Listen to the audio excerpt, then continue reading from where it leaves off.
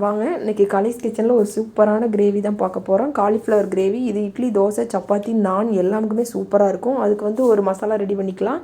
ஒரு கடாய் வச்சுட்டு அதில் ஒரு 6-7 முந்திரி, ஒரு ஸ்பூன் மல்லி, ஒரு அரை ஸ்பூன் அளவுக்கு ஜீரகம், ஒரு அரை ஸ்பூன் அளவுக்கு சோம்பு இதை சேர்த்துட்டு அது கூடவே வந்து ஒரு அரை ஸ்பூன் அளவுக்கு மிளகு சேர்த்துக்குங்க. அதையும் சேர்த்துட்டு நல்லா இதை வறுத்து விட்டுறலாம்.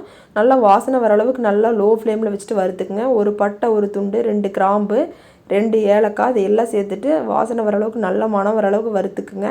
இப்போ வந்து இதில் வந்து ஒரு ஸ்பூன் எள்ளு சேர்த்துக்குங்க. அப்போ தான் குழம்பு சூப்பரான டேஸ்ட்டாக இருக்கும் கிரேவி. இப்போ வந்து இது எல்லாம் சேர்த்துட்டு நல்லா வாசனை வர அளவுக்கு தடவி விட்டு அதை ஆற வச்சிடலாம். இப்போ வந்து அதே கடாயில் மறுபடியும் ஒரு 2 ஸ்பூன் ஆயில் விட்டுக்கிட்டு அதில் வந்து ஒரு 3 பச்சை மிளகாய் நல்லா வெள்ளையாக ஆகிற அளவுக்கு நல்லா எண்ணெயிலேயே வதக்கி விட்டுருங்க. அது வெள்ளையாக ஆகணும் சுற்றியும். அப்போ தான் வந்து நல்லா பச்சை மிளகாய் வந்து வறுபடும். இப்போ வந்து ஒரு பெரிய வெங்காயம் வந்து இந்த மாதிரி நீல வாக்கில் கட் பண்ணி வச்சுருக்கிறேன். அதையும் சேர்த்துக்கலாம். இதை எண்ணெயில் வதக்கிட்டு ஒரு 6-7 பல் பூண்டு, ஒரு 2 துண்டு இஞ்சி இதையெல்லாம் சேர்த்துட்டு வதக்கி விட்டுருங்க. இது நல்லா வதங்கணும். ஆனியன் ஓரளவுக்கு இந்த அளவுக்கு வதங்கினதுக்கப்புறமா பாருங்கள்.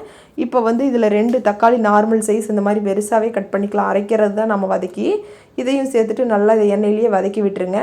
இப்போ இது எல்லாம் சேர்த்துட்டு நல்லா எண்ணெயிலேயே நல்லா ஆயில் பிரிஞ்சு வர அளவுக்கு நல்லா வதங்கிடணும். அப்போ தான் அரைக்கிறதுக்கு நல்லா மணமாக இருக்கும். கிரேவியும் நல்லா திக்காக இருக்கும். இப்போ வந்து நம்ம அந்த வறுத்து ஆற வச்ச அந்த மசாலா பொருள் அது எல்லாம் சேர்த்து பவுட்ரு பண்ணிக்கலாம். பாருங்கள், இந்த மாதிரி பவுட்ரு பண்ணி எடுத்துகிட்டு வந்துட்டு இது கூடவே வந்து நம்ம வதக்கி வச்ச தக்காளி, ஆனியன் இதையும் சேர்த்துட்டு இது தண்ணி சேர்க்க வேண்டியதில்லை. அப்படியே நீங்கள் அந்த தக்காளியோட பேஸ்ட்டு ஈரத்துலேயே அரைச்சிக்கலாம். இந்த மாதிரி பேஸ்ட்டாக அரைச்சி எடுத்துகிட்டு வந்துடுங்க. இப்போ வந்து அடுப்பில் ஒரு கடாய் வச்சுட்டு அதில் ஒரு 3 ஸ்பூன் அளவுக்கு எண்ணெய் விட்டுக்குங்க. எண்ணெய் நல்லா காயட்டும். இதில் வந்து ஒரு அரை ஸ்பூன் சோம்பு, ஒரு அரை ஸ்பூன் ஜீரகம் சேர்த்து தாளிச்சிக்கலாம்.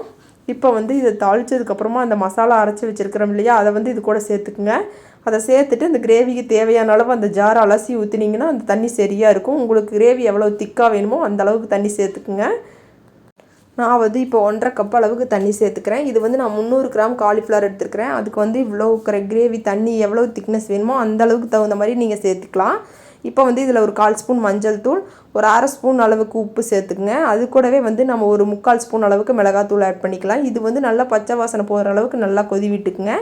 நீங்கள் வந்து மிளகாத்தூள் சேர்க்குறது பிடிக்கலைன்னா நீங்கள் வரமிளகாய் ஒன்று சேர்த்து வதக்கலாம். இப்போ வந்து இதில் வந்து காலிஃப்ளவர், மஞ்சத்தூள், உப்பு இதெல்லாம் சேர்த்துட்டு சுடுதண்ணியில் நல்லா ஒரு 5 நிமிஷம் ஊற வச்சு எடுத்து எண்ணெயில் வதக்கி எடுத்து வச்சுருக்கிறேன். எண்ணெயில் ஒரு 5 நிமிஷம் வதக்கி எடுத்துட்டிங்கன்னா சீக்கிரமாக காலிஃப்ளவர் வெந்துடும். அதே சமயம் டேஸ்ட்டும் சூப்பராக இருக்கும். இப்போ வந்து இதை சேர்த்துட்டு காலிஃப்ளவர் ஒரு 5 மினிட்ஸ்லேருந்து 10 மினிட்ஸ் நல்லா கொதிக்கட்டும். இப்போ வந்து இது கொதிக்கீழே கிரேவி திக்காகிற நேரத்தில் கடைசி சமயத்தில் வந்து இந்த மாதிரி ஒரு 1.5 ஸ்பூன் அளவுக்கு தயிர் சேர்த்துக்குங்க. நீங்கள் தயிர் சேர்த்துனீங்கன்னா இந்த கடைகள்லாம் கொடுக்குற அளவுக்கு அதே மாதிரி ஹோட்டல் சுவையிலேயே இருக்கும். சூப்பராகவும் இருக்கும். இப்போ வந்து மல்லித்தலை தூவிட்டு ஆஃப் பண்ணிடலாம். இப்போ வந்து கிரேவி ரெடி ஆயிடுச்சு. செஞ்சு பார்த்துட்டு எப்படி இருக்குன்னு கமெண்ட்ஸில் சொல்லுங்கள். பிடிச்சிருந்துச்சுன்னா லைக் பண்ணுங்கள், ஷேர் பண்ணுங்கள். காலிஸ் கிச்சனுக்கு மறக்காமல் சப்ஸ்கிரைப் பண்ணுங்கள்.